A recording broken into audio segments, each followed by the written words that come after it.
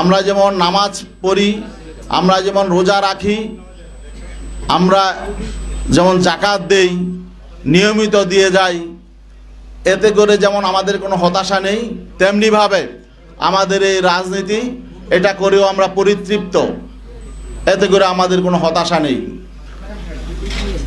বর্তমান বাস্তবতায় আপনারা জানেন গত বছর 5 আগস্ট একটি অভ্যুত্থান হয়েছে। অভ্যুত্থানের মধ্য দিয়ে একটি ফ্যাসিবাদী স্বৈর সরকারের পতন হয়েছে। মানুষের মধ্যে একটা প্রত্যাশা জেগে উঠেছে যে আগামীতে একটি নতুন বাংলাদেশ বিনির্মাণ হবে। ইসলামী আন্দোলন বাংলাদেশ মনে করেছিল এখন ইসলামপন্থী শক্তির সামনে একটা বড় সুযোগ তৈরি হয়েছে। ইসলামের আদর্শের আলোকে রাষ্ট্র পুনর্গঠনের, মানুষের অধিকার প্রতিষ্ঠার একটা মহান সুযোগ তৈরি হয়েছে।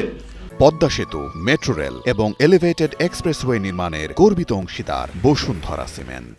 এই সুযোগটা যাতে কাজে লাগানো যায় এবং দেশটাকে যাতে একটি কল্যাণ রাষ্ট্রে প্রতিষ্ঠা করা যায়, ইনসাফ কায়েম করা যায় এবং বৈষম্যহীন শোষণমুক্ত সমাজ প্রতিষ্ঠা করা যায়, এই লক্ষ্য বাস্তবায়নের জন্য ইসলামী আন্দোলন বাংলাদেশের মোহতারাম আমির পীর সাহেব চরমনাই ইসলামপন্থী শক্তির জন্য আগামী জাতীয় নির্বাচনে ইসলামপন্থীদের একটি ভোটের একটি বাক্স হবে, ওয়ান বক্স পলিসি ঘোষণা করেছিলেন এবং সেই ওয়ান বক্স পলিসির যুগান্তকারী ডাকে সাড়া দিয়ে অনেকেই হুজুরের সাথে সুর মিলিয়ে কথা বলেছিলেন এবং একটা জাগরণ তৈরি হয়েছিল, মানুষের মধ্যে প্রত্যাশা জেগে উঠেছিল। সেটার মূলে ছিল ইসলামী শক্তির ওয়ান বক্স, ইসলাম প্রতিষ্ঠার জন্য, ইসলামের আদর্শের আলোকে বাংলাদেশটাকে পুনর্গঠন করার জন্যে। কিন্তু দুর্ভাগ্যজনক বাস্তবতা হলো আমরা দেখলাম এক পর্যায়ে এসে সেই ইসলামপন্থী শক্তির ওয়ান বক্স থেকে কেউ কেউ এটাকে রাজনৈতিক স্বার্থ হাসিলের জন্যে, ক্ষমতায় যাওয়ার একমাত্র লক্ষ্য বাস্তবায়নের জন্যে এটাকে এই ধারা থেকে ভিন্ন দিকে নিয়ে যাওয়ার চেষ্টা চালাচ্ছে। এই জন্যে আমরা ব্যথিত, মর্মাহত। আমরা যেহেতু ইবাদতের রাজনীতি করি, আমরা আমাদের নেতাকর্মীদের সাথে প্রতারণা করতে পারি না। আমরা এদেশের ইসলামপন্থী জনতার আবেগের সাথে আমরা কিছুতেই প্রতারণা করতে পারি না। আমরা যেহেতু ইসলাম প্রতিষ্ঠার জন্যে, ইসলামের সুমহান আদর্শ প্রতিষ্ঠার জন্যে, ইসলামের আলোকে কল্যাণ রাষ্ট্র প্রতিষ্ঠার জন্যে আমরা দীর্ঘদিন যাবৎ এখানে কাজ করে আসছি, আমরা এর থেকে বিচ্যুত হতে পারি না। এই জন্যে আপনারা লক্ষ্য করেছেন যে গতকালকে 11 দলীয় জোটের ব্যানারে যেখানে আমরাও ছিলাম, সেখানে একটি সাংবাদিক সম্মেলন হয়েছে, সেখানে আসন বন্টন হয়েছে। সেখানে আমাদের এই যে দীর্ঘদিনের পথ চলা, 5 আগস্ট পরবর্তী সারা দেশে আমরা ইসলামপন্থী শক্তি একসাথে করার জন্য যে চেষ্টা সাধনা করেছিলাম, আমরা দেখেছি যে শেষ পর্যায়ে এসে আমাদের যে লক্ষ্য ছিল সেই লক্ষ্য অর্জিত না হওয়ার একটা সম্ভাবনা তৈরি হয়েছে, লক্ষ্য অর্জিত না হওয়ার একটা শঙ্কা তৈরি হয়েছে। এই শঙ্কা থেকে আমরা চিন্তা করলাম আমাদের ইসলামের পক্ষের একটি বাক্সকে আমাদের হেফাজত করতে হবে।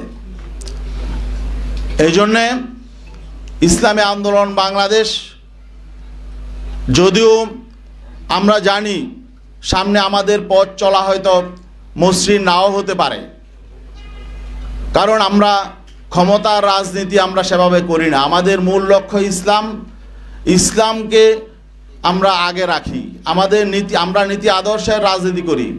আর এখানে আমরা দেখছি যে নীতি আদর্শের প্রশ্নে, রাজনৈতিক প্রশ্নে, ইনসাফের প্রশ্নে আমরা বৈরিতার শিকার হয়েছি।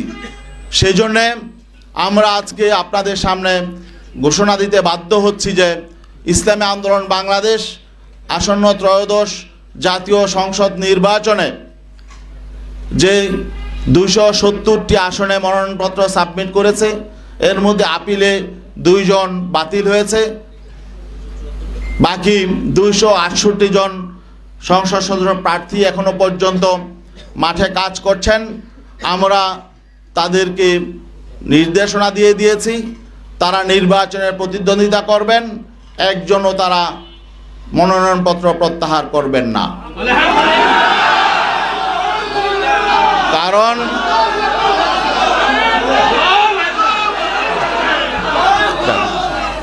কারণ কারণ আমরা ইসলামী জনতার যে প্রত্যাশা, যে এখানে একটা বিষয় স্পষ্ট করে বলতে হয় যে আমরা কেন এই সিদ্ধান্তে আসলাম।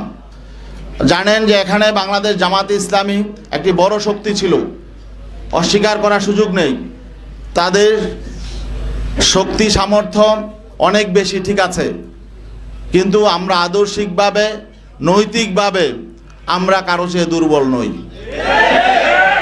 আজকে আমাদের দুঃখজনক বাস্তবতা হলো আমরা অবাক বিস্ময়ের সঙ্গে দেখলাম জামাতে ইসলামী সম্মানিত আমির জনাব ডাক্তার শফিকুর রহমান, তিনি স্পষ্ট করে বলেছেন যে তারা ক্ষমতায় গেলে প্রচলিত আইন অনুযায়ী রাষ্ট্র পরিচালনা করবেন।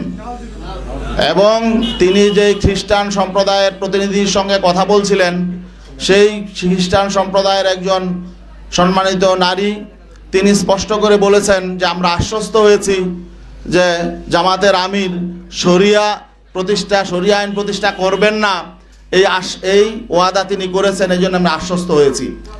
তো এখন বাকি এই বিষয়টা যখন আমরা জানতে পারলাম, তখন আমরা স্পষ্ট হয়ে গেলাম যে আমরা যেই লক্ষ্য নিয়ে চলছি সেই লক্ষ্য অর্জিত হবে না। কারণ আজকে যখন রাষ্ট্র ক্ষমতা যাওয়ার মতো একটা পরিস্থিতি তৈরি হয়েছে, এখন যারা প্রধান শক্তি তারাই যদি ইসলামের সুমহানী আদর্শ থেকে ভিন্ন দিকে চলে যায়, তারা যদি ইসলামী আইনের প্রতি তাদের আস্থা না থাকে, তাহলে আমরা যে কর্মী সমর্থক নিয়ে সারা দেশে ইসলামের পক্ষে কাজ করে যাচ্ছি, এই স্বপ্নই থেকে যাবে। এবং আজকে আমরা অবাক বিস্ময়ের সাথে লক্ষ্য করছি জামাতে ইসলামীর বাংলাদেশের সারা দেশে লক্ষ লক্ষ কর্মী সমর্থক আছেন। আমরা জানি বাংলাদেশ জামাতে ইসলামী তাদের জন্মের পর থেকে একটা মৌলিক স্লোগান ছিল যে আল্লাহর আইন চাই, সৎ লোকের শাসন চাই। এখন যখন ক্ষমতায় যাওয়ার মতো অবস্থা তৈরি হয়েছে, তখন তারা আল্লাহর আইন থেকে সরে গেলেন। তারা প্রচলিত আইনে রাষ্ট্র পরিচালনা করবেন এই কথা যখন ঘোষণা করলেন, তখন আমাদের প্রশ্ন জাগে যে সারা বাংলাদেশে এই বাংলাদেশ জামাতে ইসলামীর নেতাকর্মীদের এই যে আবেগ অনুভূতি, এই বিষয়টার প্রতি তারা আসলে খেয়াল করে নাই। আমাদের যেটা মনে হয়েছে তারা ক্ষমতাটাকেই একমাত্র মুখ্য মনে করছে।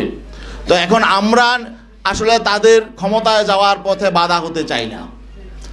আমরা বিনয়ের সাথে বলতে চাই, আমরা এই প্রচলিত আইনে বিগত 54 বছর রাষ্ট্র পরিচালিত হয়েছে। এই প্রচলিত আইনে শান্তি প্রতিষ্ঠায়, কল্যাণ প্রতিষ্ঠায় প্রচলিত আইন ব্যর্থ হয়েছে। এই প্রচলিত আইন বৈষম্য তৈরি করেছে। অন্যায় অবিচারের মূল হলো প্রচলিত আইন। অতএব আমরা তো সবসময় বলে আসছি, প্রচলিত আইন পরিবর্তন করে সেখানে আল্লাহর দেয়া আইন এবং ইসলামের সুমহান আইন, যেটা সকলের জন্য সমান এবং ধর্মবর্ণ নির্বিশেষে সকলের অধিকার প্রতিষ্ঠা করবে, আমরা তো সেই আইন প্রতিষ্ঠার জন্যই আন্দোলন করি। এখন শেষ মুহূর্তে যদি আমরা দেখি যে আসলে প্রধান যে রাজনৈতিক শক্তি আমাদের সহযোগী শক্তি ছিলেন, তারা যখন নাকি বলছেন যে না, তারা সে আল্লাহর আইনের পথে চলবেন না, বরং প্রচলিত আইনেই তারা রাষ্ট্র পরিচালনা করবেন, তখন আমরা তাদের সহযোগী হওয়ার জন্যে আমরা প্রস্তুত নই।